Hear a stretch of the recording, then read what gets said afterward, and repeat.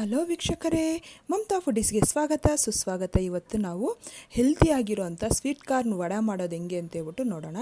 ಈ ವಡೆ ಅಂತೂ ತುಂಬ ಹೆಲ್ತು, ಕ್ರಿಸ್ಪಿನೆಸ್ಸು, ಸಾಫ್ಟು, ತುಂಬ ಚೆನ್ನಾಗಿರುತ್ತೆ. ಇದು ಎಲ್ಲರೂ ಇಷ್ಟಪಟ್ಟು ತಿಂತಾರೆ. ಸ್ವೀಟ್ ಕಾರ್ನಿಂದ ತುಂಬ ರೆಸಿಪೀಸ್ ಮಾಡ್ಬೋದಲ್ಲ, ಅಂಥದ್ರಲ್ಲಿ ಇದು ವಡೆನೂ ಒಂದು ರೆಸಿಪಿ. ತುಂಬ ಚೆನ್ನಾಗಿರುತ್ತೆ, ತುಂಬ ಈಸಿ ಮತ್ತು ಟೇಸ್ಟ್ ಅಂತೂ ತುಂಬ ಚೆನ್ನಾಗಿರುತ್ತೆ. ಬನ್ನಿ ಹೆಂಗೆ ಮಾಡೋದು ಅಂತ ಹೇಳ್ಬಿಟ್ಟು ನೋಡೋಣ.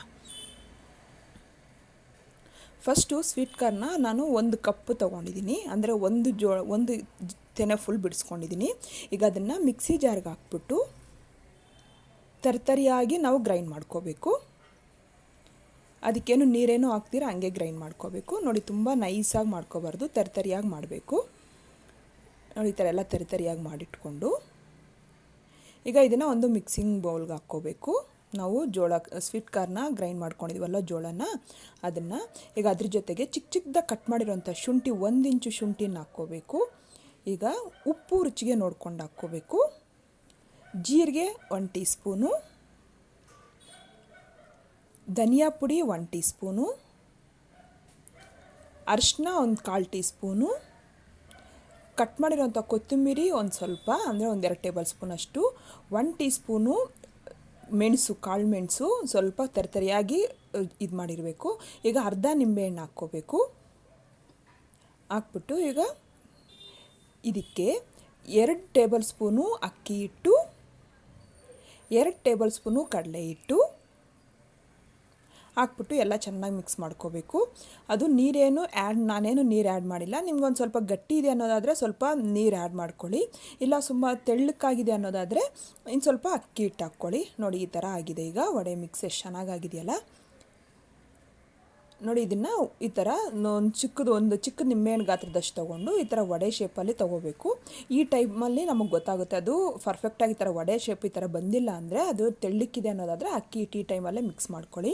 ಈಗ ಕಡಾಯಿಯಲ್ಲಿ ಎಣ್ಣೆ ಚೆನ್ನಾಗಿ ಕಾದಿರಬೇಕು. ಎಣ್ಣೆ ಚೆನ್ನಾಗಿ ಕಾದಾದಮೇಲೆ ಫ್ಲೇಮ್ ಮೀಡಿಯಮ್ಗೆ ಇಟ್ಕೊಂಡು ವಡೆ ಬಿಡಬೇಕು.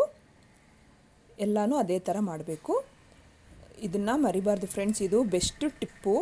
ಎಣ್ಣೆ ಚೆನ್ನಾಗಿ ಕಾದಿರಬೇಕು ಮತ್ತು ವಡೆ ಬೇಯುವಾಗ ಮೀಡಿಯಮ್ ಫ್ಲೇಮಲ್ಲೇ ನಾವು ಫ್ರೈ ಮಾಡ್ಕೋಬೇಕಾಗುತ್ತೆ.